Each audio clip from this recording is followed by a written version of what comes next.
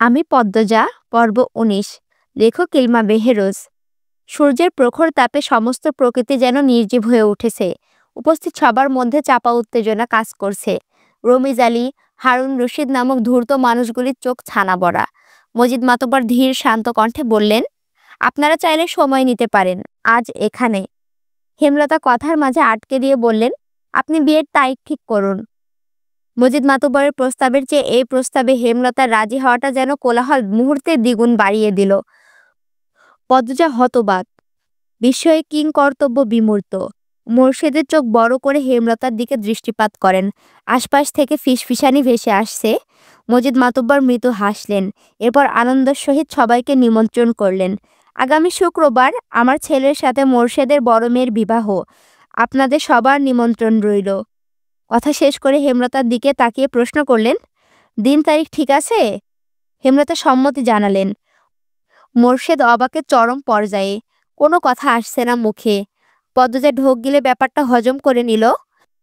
মুহিবের সাথে যখন তার বিয়ের আলোচনার কথা হচ্ছিল তখন সে ভারী অবাক হয়েছিল। লিখন শাহ নামে একটা মানুষের কথা মনে পড়েছিল। এখন তেমন কিছুই হচ্ছে না। অনুভূতিগুলো ভোঁতা। যা হবার তা হবে। সেসব নিয়ে ভেবে লাভ নেই। বিচার সভা ভেঙে গেল। মজিদ মাতব্বর আলাদা করে মোর্শেদের সাথে কথা বললেন।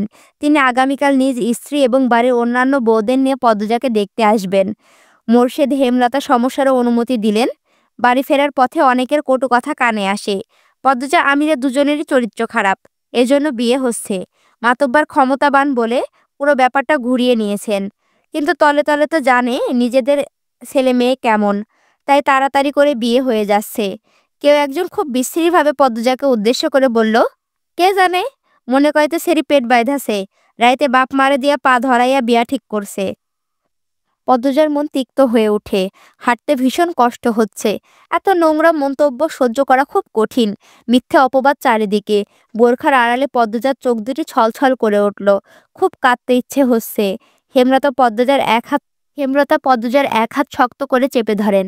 মানুষদের ছায়া ক্ষেতের রাস্তা দিয়ে যাওয়ার পথে তিনি বলেন, জীবন খুব ছোট্ট। এই ছোট্ট জীবনে ঘটে অনেক ঘটনা। যে ভালো তার সাথে যে শুধু ভালোই হবে তা কিন্তু ঠিক না, উচিত না। ভালো খারাপ মিলিয়েই জীবন। তাই বলে সেই খারাপকে পাত্তা দিয়ে সময় নষ্ট করতে হবে তার কোনো মানেই নেই। খারাপটাকে পাশে রেখে ভালো মুহূর্ত তৈরি করার চেষ্টা করবি। ভালোটা ভাববি। শুধুমাত্র কয়জনের কথায় কি আসে যায়? পুরো গ্রামবাসী জানে তুই কেমন। পুরো অনন্তপুরে যত মানুষ আজ এসেছে তাদের মধ্যে বেশিরভাগ মানুষই জানে তুই নির্দোষ, কিন্তু চুপ ছিল। যারা খারাপের দলে তারা সংখ্যা কম বলে কোলাহল করে নিজেদের দাপট দেখাতে চেয়েছিল। সবার অগোচরে বোঝাতে চেয়েছিল আমরা অনেকজন, কিন্তু পারেনি। কোলাহল কোনো কিছুর সমাধান নয়। এখন যারা নিন্দা করলো তারা নিজেদের নিচু মনের পরিচয় দিয়েছে। সেই সাথে অম্লান পাপের সংখ্যা বাড়িয়ে দিল। তাদের শাস্তি পৃথিবী এবং আখিরাতে দুটোতেই হবে। একদিন এদের শাস্তি হবেই। এ কথাটা ভেবে খুশি হ। সব ভুলে যা। বাকি জীবন পড়ে রয়েছে, সেসব নিয়ে ভাব। চোখের জল অতি আপনজন এবং আল্লাহর জন্য ফেলা উচিত, এদের মতো কুমানুষদের জন্য না। পদ্মজা হু হু করে কেঁদে উঠল।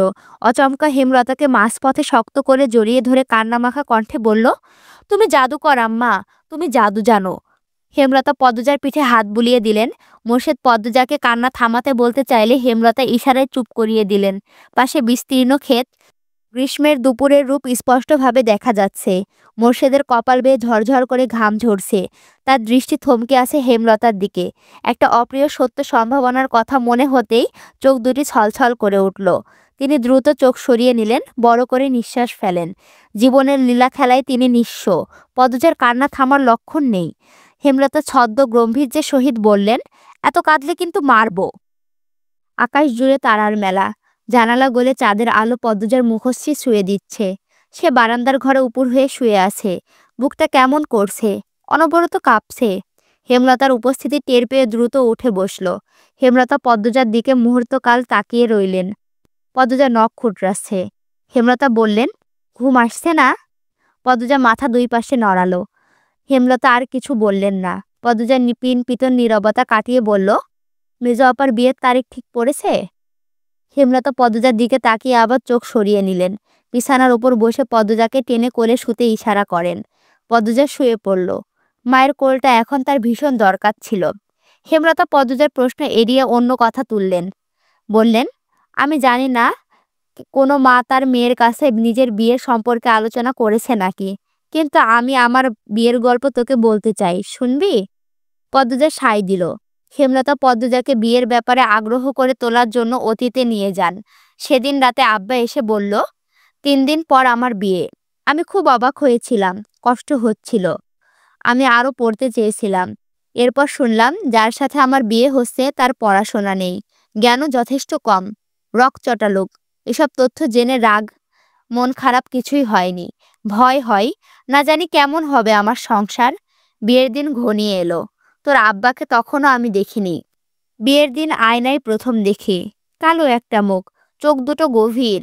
কখনো না দেখা মানুষটাকে প্রথম দেখেই মনে হয় আমার সবচেয়ে আপন একজন মানুষ। সব ভয় কেটে গেল।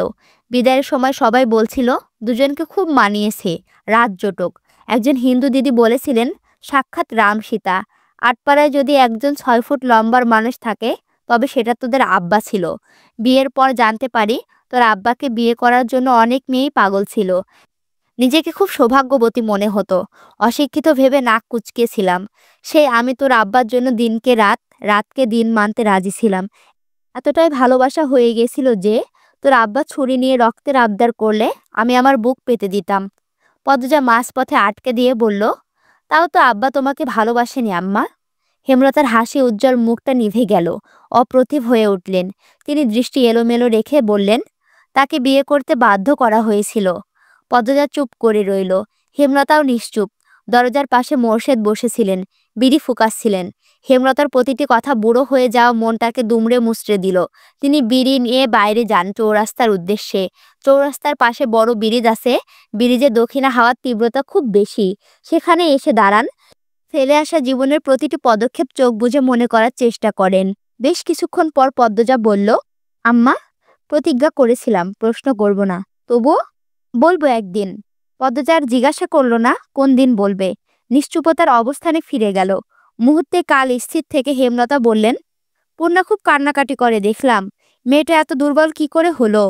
পদ্মজা হেমলতার এক হাত মুঠোয় নিয়ে আশ্বস্ত করল, আম্মা, আমি আসি তো, সামলে নিব।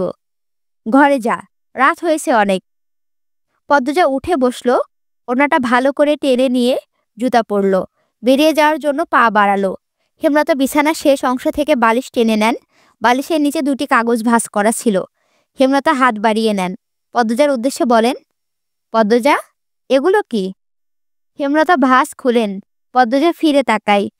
হেমলতার হাতে লিখনের লেখা চিঠিটি দেখে সর্বাঙ্গে বিদ্যুৎই কিছু একটা ছড়িয়ে পড়ে। শরীর কাঁপিয়ে দিল। মাটি যেন দুপা টেনে ধরল। হেমলতা প্রথম লাইন পড়ে বেশ অবাক হন। পদ্মজার দিকে একবার চৌকিতে তাকান। এরপর এক নিঃশ্বাসে 2টো চিঠি পড়ে শেষ করেন। পড়া শেষে থম মেরে বসে রইলেন অনেকক্ষণ। ভয়ে পদ্মজার 2 চোখ বেয়ে জল পড়ছে। মাথা নত করে দাঁড়িয়ে রয়েছে। হেমলতা ধীর পায়ে হেঁটে আসেন পদ্মজার কাছে। দুভুরু প্রসারিত করে শান্ত অথচ তীক্ষ্ণ কণ্ঠে বলেন, এসব কবে হয়েছে? আমাকে জানাসনি? পদ্মজা প্যাচ প্যাচ করে কেঁদে বলল, যখন ওনারা শুটিং করতে আসেন। পদ্মজার মনে হচ্ছে এক্ষুনি সে অজ্ঞান হয়ে যাবে, কিন্তু কিছুতেই হচ্ছে না। মনে মনে প্রার্থনা করছে যেন সে অজ্ঞান হয়ে পড়ে যেতে পারে। তাহলে এই লজ্জা থেকে বাঁচা যাবে। হেমলতা পদ্মজাকে পরখ করে নেন। পদ্মজা অস্বাভাবিকভাবে কাঁপছে। বারবার নিচের ঠোঁট কামড়ে ধরছে। পদ্মজা হেমলতাকে চুপ থাকতে দেখে বলল, তুমি যা বলবা তাই হবে আম্মা, আমার ওপরে রেগে যেও না।